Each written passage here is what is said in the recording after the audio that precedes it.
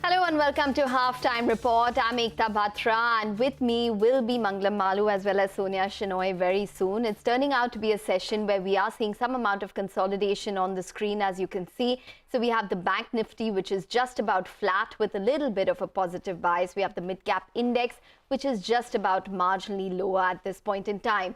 Remember that there are important global cues to watch out for. We do have the Fed chair speech, which will be taking place today at the Economic Club at Washington. And that will be important in terms of a cue what the Fed is thinking post that stellar jobs report data that did come out for the month of January. Separately, talking about the macros, we do have the RBI policy tomorrow.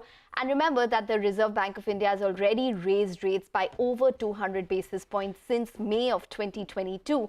So the street is anticipating, with the fact that inflation is at 12-month lows, which is the India CPI, that means that the RBI could probably just about hike once more and stall. The number of people who would actually be voting for a hike will also be quite important to see in terms of what the RBI is thinking on a long-term basis. Hi, Ekta. Well, absolutely. For now, it's like so quiet, right, for the market. At that 17,800 mark is where we are seeing a bit of resistance. But Tata Steel is clearly the big stock of the morning, or the afternoon rather. It reported a net loss of over 2,500 crores in the third quarter. The EBITDA missed estimates by a huge margin, while the margins contracted on the back of weakness in the European business. Nigel managed to catch up with TV Narendran, the MD and CEO of Tata Steel, to discuss about the company's Q3 performance. Began by asking him about the pricing trends that the company is witnessing in India as well as in Europe. Listen in. So as far as India is concerned, it's reflecting international pricing trends, because international prices have gone up by about $100 per ton in the last 4 weeks. In India also, the prices have started going up. So we see month-on-month prices going up as it did in January. It will continue to do so in February and March, because prices had come to a very low level in Q3. So, so if you look at it on an average on a December to March kind of pricing, I would say it will increase by about 6,000 to 7,000 rupees.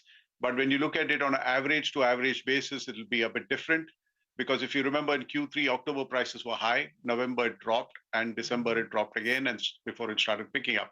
So on an average quarter to quarter, we will see prices in India up by about 1,300 to 1,500 rupees per ton across the product mix, because you should also remember that the auto contracts are at a lower price in H2 compared to H1. So these are things that we need to keep in mind. As far as Europe is concerned, the spot prices have started going up, but you have the long-term contracts which are typically negotiated in December, January.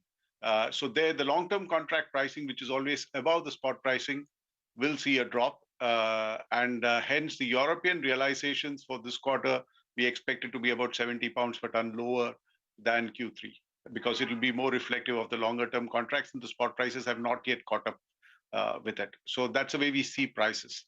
But the cost reductions in Europe will continue, because Europe in Q3, while the input cost came down, because we took an NRV loss, you will see that the cost has gone up by actually 31 pounds a ton, Q3 compared to Q2, which was not what the market expected, because the market was only looking at the coal and the iron ore prices, but not have that in Q4. So we see costs in Q4 going down by at least 100 pounds per ton in Europe compared to Q3. So you will see the negative EBITDA that we are seeing in Europe in Q3 reduce in Q4. We are not fully out of the woods yet, because the demand in Europe is still a bit fragile. Costs are still higher than long-term averages. But India is obviously going from strength to strength quarter on quarter, because in India, the demand is strong, the prices are going up, and we've got our Nilachal capacity on track. Okay, all right. Just to clarify that, on the European business, the losses will come down from around this $95 per ton, right? So should we work with a EBITDA loss of close to around, I mean, there was that NRV that you were talking about as well. Give and take everything, does it come down to sub $50 per ton in Q4 at current reckoning? Well, that's what it looks like. But like I said, a lot of moving parts yet in Europe because of the dynamics of gas prices, energy prices, and steel prices. Okay, all right. For the, the other aspect is the coking coal cost. What kind of a relief was seen on coking coal cost, both for India as well as for Europe in Q3 in comparison to Q2? And in Q4, what kind of relief can we look forward to? So if you look at coking coal prices, both Europe and India had a $80 to $90 per ton benefit in Q3 compared to Q2. I'm talking of cost at a consumption level, right? In Q4 compared to Q3, it will be less, maybe about $10, because if you notice, the coking coal prices have actually started going up already, because it's reflecting the reopening of the Chinese economy and steel prices firming up. So the coking coal consumption benefit Q4 to Q3 will be about $10 a ton. Iron ore in Europe, we had a $20 per ton benefit in Q3 compared to Q2. It will go up by about $10 in Q4 compared to Q3, because iron ore, which had gone down to about $90 a ton, is today at about $125 a ton. So, but the bigger impact in Europe is going to be the energy costs and the gas prices going forward. Okay, and the India EBITDA per ton then, from around, this 10,500 rupees per ton, we could add a little bit to that. That would be basically the increased prices of around 1,500 rupees. And maybe some cost benefit as well, given that operating leverage will pick up. You have the export market as well. So do we work with the EBITDA per ton in that vicinity of around 12,500 rupees per ton at current reckoning? I don't want to give you a specific number, but yes, things will certainly improve because the prices are going up and the costs are stable, if not going down. Also keep in mind, Nigel, that Q4 volumes will be higher than Q3 volumes, both in India and in Europe. So we have 500,000 tons of extra volume coming in Q4 compared to Q3. So how far am I off the mark at 12,500 rupees? Not very far off the mark. Okay, all right. Let's focus on the European business then. Time and again, when things get a little bit jittery, you need to take some strong stance out there.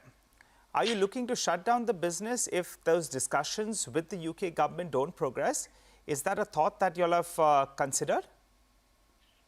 So, Nigel, it's obviously a very complex call to take, because any decision you take has costs linked to it, right? Yeah. So we are evaluating, obviously looking at all options. We've got a proposal from the UK government. Let's see what that means, and can it work? Because there are two aspects to the operations in UK. One is the capital support required for transition, and the other energy costs. Energy costs last year across Europe has been 5 to 6 times what it traditionally is. So it was not a small number. Now it's settling back to longer-term normals, still higher than longer-term normals. So based on the forecast on energy prices, the commitments the government is willing to make, etc., we take a call going forward. And like I said, all options are costly options, so we need to look at what is the most optimal decision for us as Tata Steel. You're looking at transitioning to green steel, and for that you'll require support coming in from the UK government, £2.5 billion, I think so. Has there been any progress out there? Have you heard from them? One is that number was speculative. That's not the correct number. The correct number is lower than that. I think the principle of support that we sought from both the UK government and the Dutch government is what other steel companies are seeking from other governments in Europe. I think the principle of support which most steel companies, or pretty much all steel companies, are asking for is at least 50% of capex support. Okay. And some OPEX support, because when you transition from coal to gas and gas to hydrogen, there's a risk you're taking on terms of input costs. Okay. Coal prices are a bit more, the steel industry knows the coal prices because metallurgical coal prices depend on steel prices, whereas gas prices don't depend on steel prices, right? Hydrogen prices will not depend on steel prices. So we are looking at some OPEX support, not just us, steel industry in general is looking at some comfort or stability on input costs when you switch from coal to gas or gas to hydrogen. So these are the two principles of support being sought. Okay. I think Germany, the country, has already offered some support to some of our peers in Germany. Yes. We also want to ensure that there's a level playing field, because it will be unfair on us if somebody else gets the support and we don't get that support, because we compete with them in the same market. So I think these are the conversations going on. The European governments are also looking at the Inflation Reduction Act in the US and the impact it will have on investments in the US, and hence the need to look at the incentives being offered in Europe. Okay. So I think there are moving parts on this, and we expect things to get clearer over the next few months. Maybe by the next quarter, we'll have some further clarity on this aspect as well. But Mr. Narendra, final couple of questions before we let you go. Europe moves back into the green by the first quarter of next fiscal at current reckoning. If things change, then obviously, we can't hold you to that. But at current pricing, at current demand scenario, at current raw material cost, Europe goes back into the green, first quarter of FY24? So, Nigel, there's another thing which we have in the first quarter of next year, which is the relining of the blast furnace in Netherlands. Okay. So that's another major operational activity which is, which is going to happen. So one of the reasons why we had an NRV loss in Q3 is we had to build up stocks so that we don't lose sales in that quarter, right? We have an unusual kind of sequence of events, between last quarter, this quarter, and next quarter. So I would say these are the three challenging quarters that we will have to deal with, and hopefully we'll have better stability after that. Let me put it that way. So one difficult quarter, the coming quarter, and another one. Hopefully by the first half of FY24, Europe moves into the green. Absolutely. That's what we hope. That's what we want. Very quickly, Mr. Narendran, what about the debt reduction plan? $1 billion, is that happening or not? Not this year. I think, that has always been the intent that we said, and there are years when we did better than $1 billion, as you know. This year, I think last quarter, if you look at it, despite all these challenges and the bad set of numbers, if you see the debt has stayed where it is at 71,000 crores, it has not gone up. This year, obviously, we also had to contend with the 12,000 crore acquisition of Nilachal, plus a lot of money which got stuck in working capital because of high input costs as well as the stock buildup in Netherlands. So we'll be releasing that cash for next year. Obviously, next year is a year when we'll get back on track, and we want to continue with our focus on debt reduction. So next year, $1 billion is what you could do, FY24. Certainly, that's what we'll chase. And for this year, you end the year closer to these levels itself? Well, we want to do better than where we are today, but let's see how this quarter pans out. So a couple of thousand crores reduction from here, from the 71,000, 72,000 crores odd. Is that possible? It's possible. Okay, that was a very exhaustive chat with the management of Tata Steel. Let's slip into a short break. When we come back, we will have the management of ACE or Action Construction Equipment. Saurabh Agarwal of the company will be with us to discuss their Q3 numbers. Stay tuned.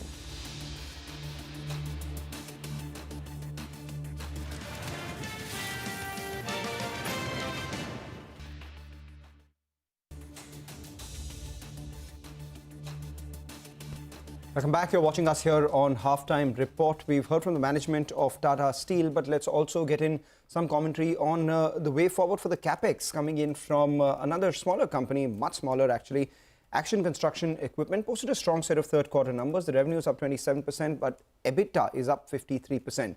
The outlook for the sector going ahead amidst the budget announcement. For all these things, we have with us Saurabh Agarwal, who's the Executive Director at ACE. Saurabh, thank you for joining in. I remember clearly the last time you joined us, you said that the third quarter will be, one of the best quarters for the company, and the fourth quarter will be even better. Can you break up your revenue growth in terms of increased utilization and increased price growth? If you could break that up for us, and tell us what the Q4 could be for you. See, our utilizations have definitely gone up, and price growth has really not been much in the last quarter, because most of the price increases or whatever needed to be done to offset inflation or commodities was done before that. And on the whole, as a company, I think we are operating at about 65 to 70% utilization, as of now, more towards 70%. But yes, different segments, if I put cranes, definitely we're at about 75%.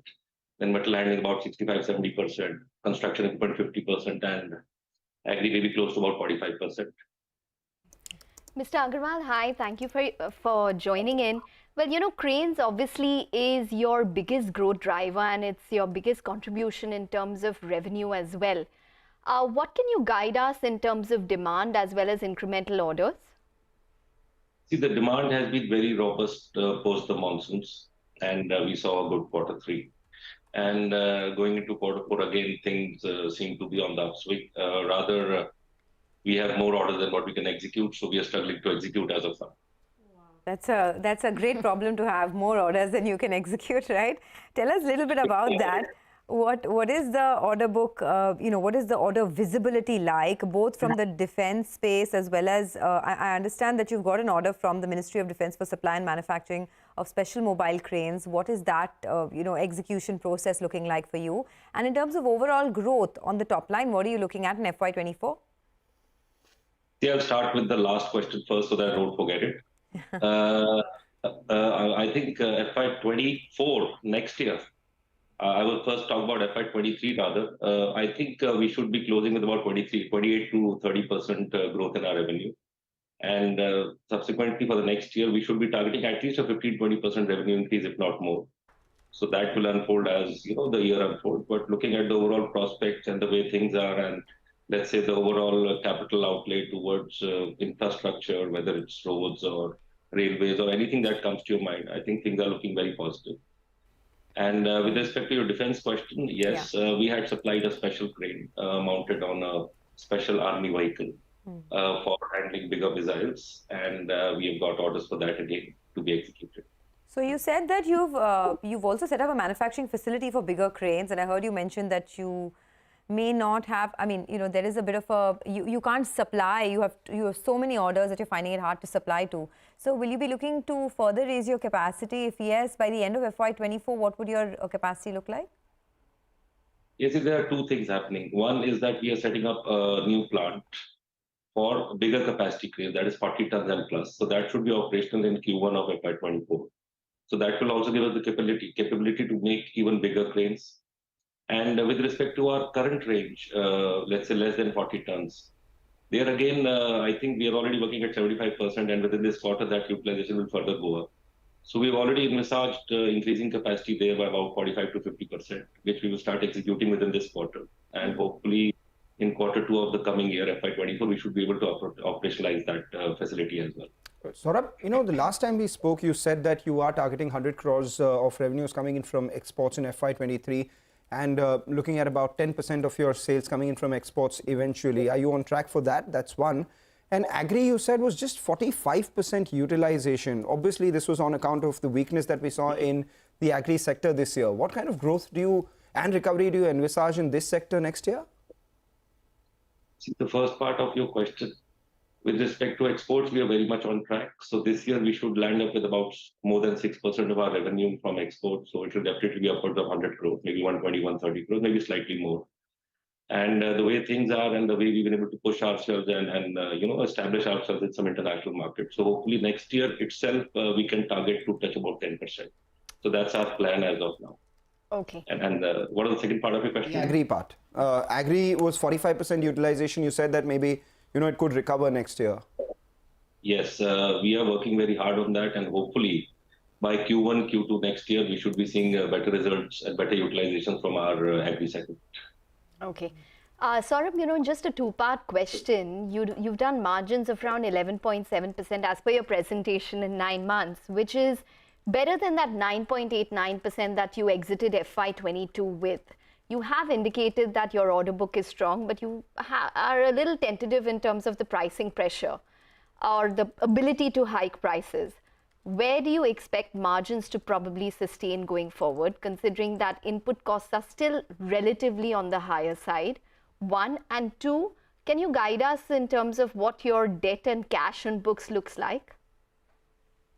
See, we are not under any pricing pressure, and as and when things have gone out of way, we've been able to increase our prices. So hopefully, going forward, I think in the current year, we should stabilize at somewhere around 11% plus with respect to our overall EBITDA margin.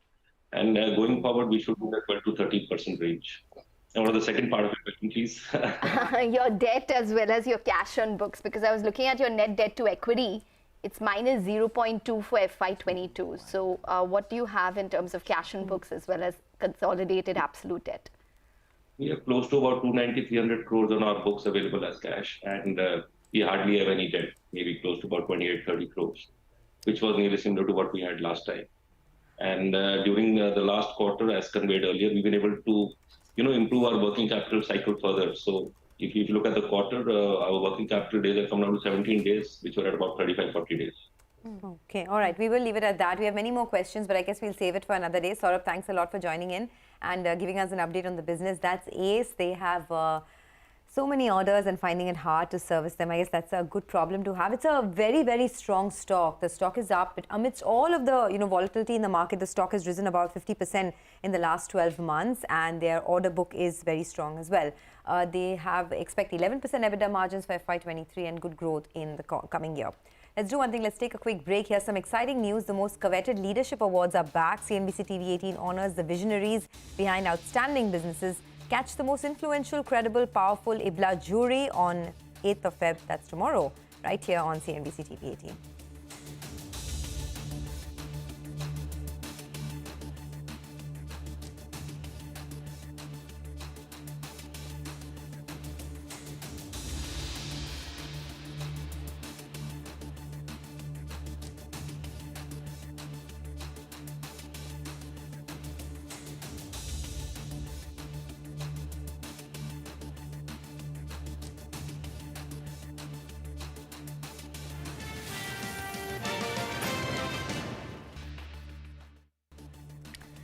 Welcome back. Well, it is a bounce back for the entire Adani group today. So Adani Enterprises is now at the high point of the day, up around 17-odd%. Adani Transmission is reacting to its numbers. So that stock is up around 5-odd%. It's broken that losing streak that we've seen, and maybe a 7-day chart will tell you more about it. But separately, Adani Ports, Ambuja Cement, Adani Green, NDTV, all of these companies will be in focus on account of their numbers.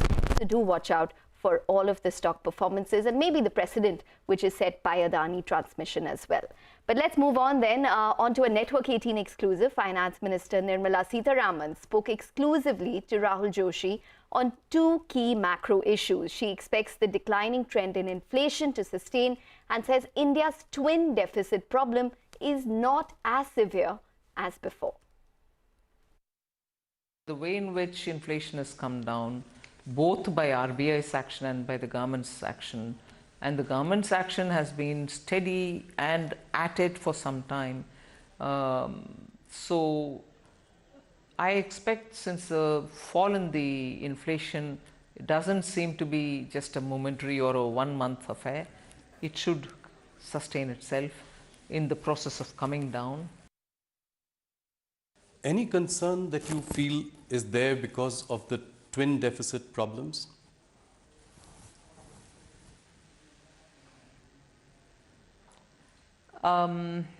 It's not as severe as before.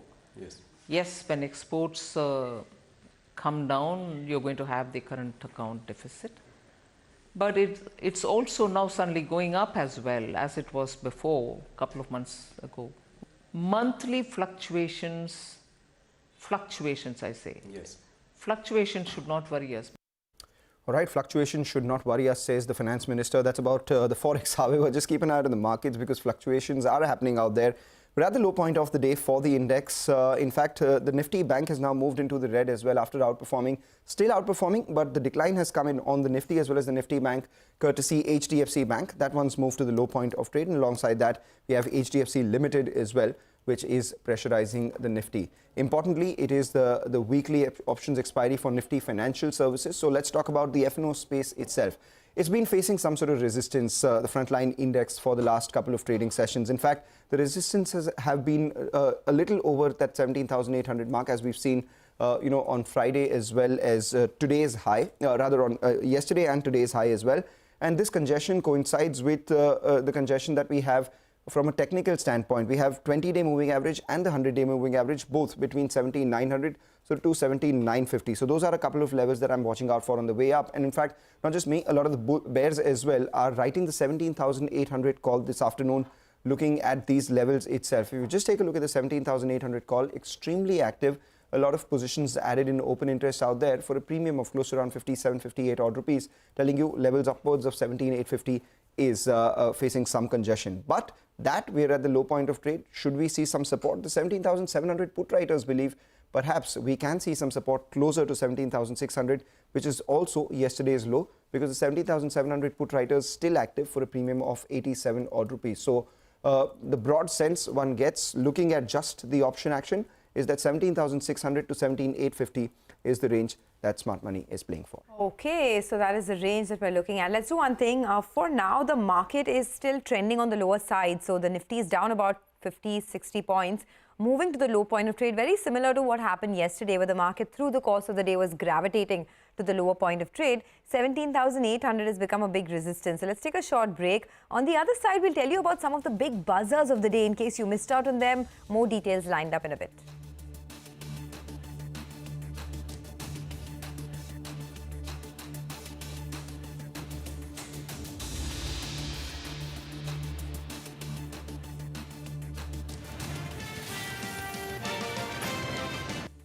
Welcome back to Halftime Report on CNBC-TV18. Let's talk about some big buzzers now. Paytm is up 10% in trade today. Abhishek is here to tell us what's aiding the rally. Abhishek, over to you. Well, Sonia, they had a con call yesterday, so the key highlight from the con call is that the company expects a long-term payment processing margins to stabilize around 5 to 7 basis points. Massive growth in subscription business, and they see opportunity over there going ahead. The device run rate is about 30,000 a month, and this is expected to improve further as the headcount increases for them. So the financial services now contribute about 22% of the overall revenue for Paytm. The guidance for lending business is that it will grow by 20% to 30% on a sequential basis, that is quarter-on-quarter basis. So the company is also planning to launch UPI Lite, which allows instant small value UPI payments. There is potential for them to add about 10 crore merchants and more than 50 crore payment customers in the near term. We also have an industry-based sources news that, MEITY is likely to send a list of digital lenders to be removed from the Play Store to Google. So MEITY had recently blocked about 138 betting and 94 loan apps which with China links for their alleged involvement in money laundering. So these two things might have been aiding the stock in trade today. All right, Abhishek, thanks a lot for that. Meanwhile, we have with us the Kalyan Jewellers numbers. The net profit of the company has actually increased by about 11%, but we did have their third quarter update as well. So the revenues have grown at 13%, just as the company had said, and revenue growth of India operations have been around 12%. The gross margins grew sequentially during the quarter because the competitive intensity did come down for them as well. So we'll monitor the commentary coming in as and when we get the press release. But so far, the numbers that we have from Kalyan Jewellers in line with what the company had guided for already. Okay, all right, in line. So Kalyan Jewellers down around 1.4%. But the big stock of the day, besides Paytm, has to be Adani Transmission. It is surging. This is post its Q3 numbers that it announced yesterday. Vivek is here with the details on this set of numbers. Vivek. Well, that's absolutely right. So Adani Transmission delivered an operationally very strong set of results. In fact, even in the just recently concluded con call, the management was quite upbeat in terms of the guidance as well that they provided. So when you're talking about the numbers itself, revenues jumped up almost 22% on a year-on-year basis. EBITDA up almost 64%, coming in close to the 1,477 crore mark. Margins expanding almost 1,000 basis points on a year-on-year basis, and profitability up 78%, aided by a one-time impact as far as the tariff order from Aptel was concerned. Now, two things to keep an eye out for. When it comes to the transmission business, system availability was very strong at 99.75%. And when you're talking about the distribution business, this time around, slight softness was seen on back of higher coal as well as power purchase prices. However, the company managed to partially offset this on the back of fuel adjustment charges recovery that came as far as the monthly billing was concerned. When you're talking about the collection efficiency, it remained quite strong, and also distribution losses were contained quite significantly at 5.6%. On the back of that, the stock that opened at the lower circuit has recovered quite smartly and is now perched at the upper circuit. All right, thanks a lot for that. Well, the other stock I'm looking at this afternoon is Apollo Tyres. Now, Apollo Tyres in trade is down almost about 4%. The reason is that the company in their conference call mentioned a few things which could have perhaps spooked investors. One is the fact that export demand has been quite weak and is expected to remain weak in the near term as well. They said particularly for Europe in their Vredestein business, the demand outlook could remain challenging for the first half of this calendar year. They've also gone ahead and lowered their capex guidance. The capex guidance is now 700 crores, which is 75% of their earlier guidance. This will, of course, help them with the ROCE improvement as well as free cash flow generation. But perhaps the fact that they will go slow on their capex is something that could have spooked the street. On the positive side, though, there are many positives to look forward to for Apollo Tyres. One is that OEM demand continues to remain healthy, both in truck and bus radials as well as passenger car radials. They expect input costs to correct further by mid-single digits in Q4. And their consolidated debt has gone down. They have reduced it to 4,800 crores from 5,500 crores earlier. And that is led by an improved performance as well as a reduction in working capital. So there are a lot of positives. But particularly for today, the fact that there is concerns in Europe as well as they've going a bit slow on their capex could be a bit of a dampener for the stock. All right, so that's about Apollo Tyres. But speaking about stocks which are losing right now, LIC Housing Finance is actually fallen about 5% from the highs. Currently, a sharp fall at the low point of trade, and technically as well has fallen below the 200-day moving average Remember, they reported poor numbers at a time when everyone else in the industry was doing well. So LIC Housing Finance is the one that we're looking at the low point of trade. Take a short break, come back. We get chatting with Sumant Sinha, who's the Managing Director of Renew Power, to decode India's role in global energy.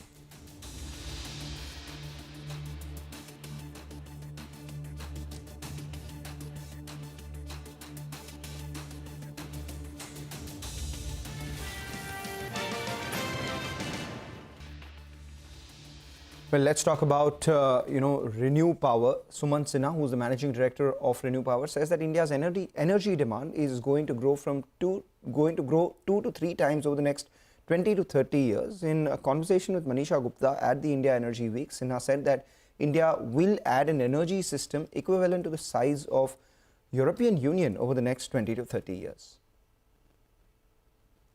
India has this unique opportunity to write a very different energy development path.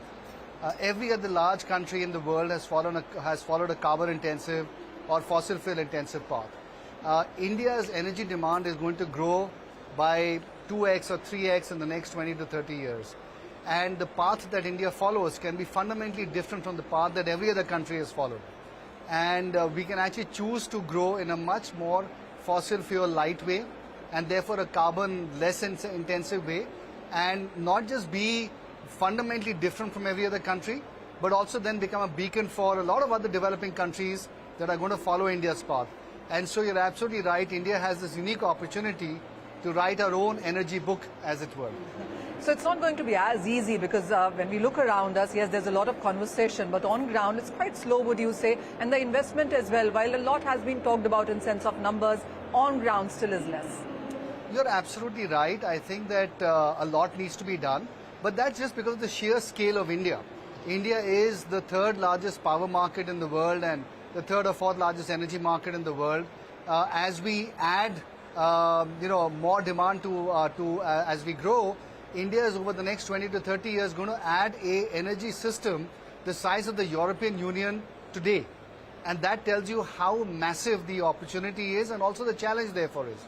Now, the good news, however, is that technologies are becoming available, new business models are becoming available, and therefore we don't actually have to follow everybody else. As I said earlier, we can follow our own unique path, and in a way it's actually positive for India because we don't have a legacy energy system which is huge and massive. We can actually build our energy system in a fundamentally different way. Would you say that there is a lot of cost competition as well when you look at perhaps gas or hydrogen or electricity for that matter, and there's a lot of number crunching still happening? Well, cost competition is always great. It's good for the consumer, and it's good for essentially making sure that the cost of energy for all the downstream industries is as low as possible to make India a competitive manufacturing country. So I think cost competition is good. Look, I think that the fossil fuel cost levels are where they are. They go up and down based on demand and supply.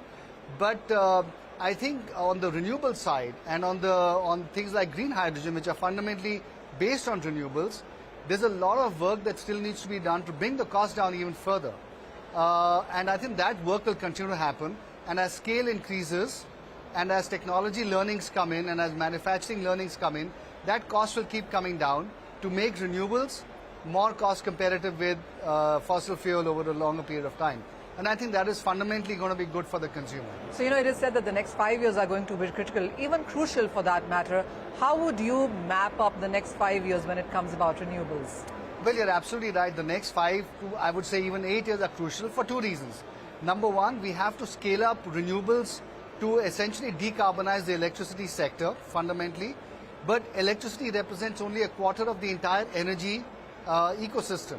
And the balance 3/4, which can be addressed now fundamentally through green hydrogen and through things like methanol, green ammonia and sustainable aviation fuels, a lot of technology work needs to be done. A lot of work on the customer side needs to be done. And all of that has to happen this decade. If it does not happen this decade, then I fear we will lose the opportunity of really dealing with climate change. So that work needs to happen, and we need to really start finding the technology solutions and put those in place so that we can really scale them up fundamentally after 2030. So there's a lot of work that we need to do in this decade to bend the curve down and really make a dent on climate change issues. So what are your plans specifically for the next 5, 8 or 10 years? Well, I think 2-3 things. Number one, as you know, we have a leading position in the Indian renewable sector. We intend to maintain that. And as India grows, so shall we. And therefore, we will continue to have to add a fairly significant amount of capacity to just maintain our position in the renewable sector in India.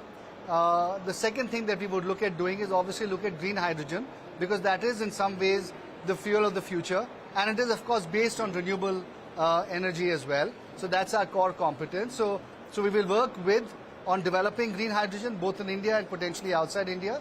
And we will work with the downstream industries to see how we can find solutions based on green ammonia, methanol, ethanol, and so on.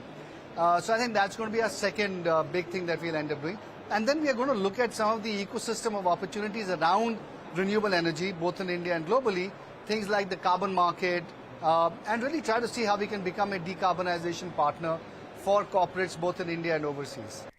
Okay, very bullish comments coming in from Renew Power there. We need to take a short break, but do watch out for the markets. The Nifty is now broken 17,690, which is yesterday's intraday low. So it has moved to the low point of the day. Let's see incremental pressure, which is coming in from some key stocks.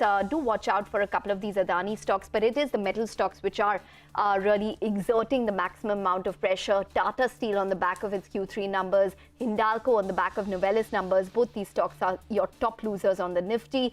ITC, which has been at a fresh high, is down around 3% today. Take a short break. We'll get you more on the markets once we're back. Stay tuned.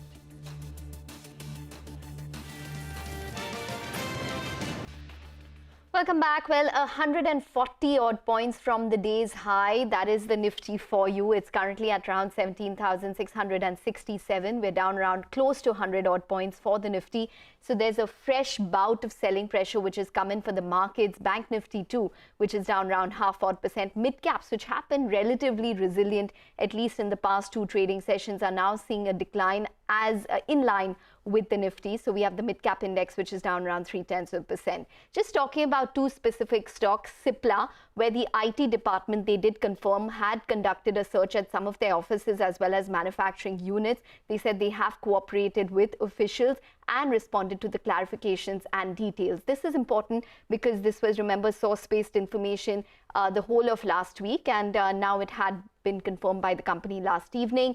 HDFC Life, to watch out for that stock because it's lost over 15% from the budget day, where the union budget indicated that insurance payouts on cumulative premiums of above 5 lakh would be taxed. So that had hit HDFC Life quite badly. But now you're seeing a little bit of buying coming in at lower levels. And remember, this is in the context of a weak market as well. So HDFC Life up around 0.4%. Remember, 52-week low is at around 474 rupees. So do watch out for that, whether or not this is a sustainable up move or not. With that, it's also a wrap on halftime reports. Stay tuned. Business Lunch up next.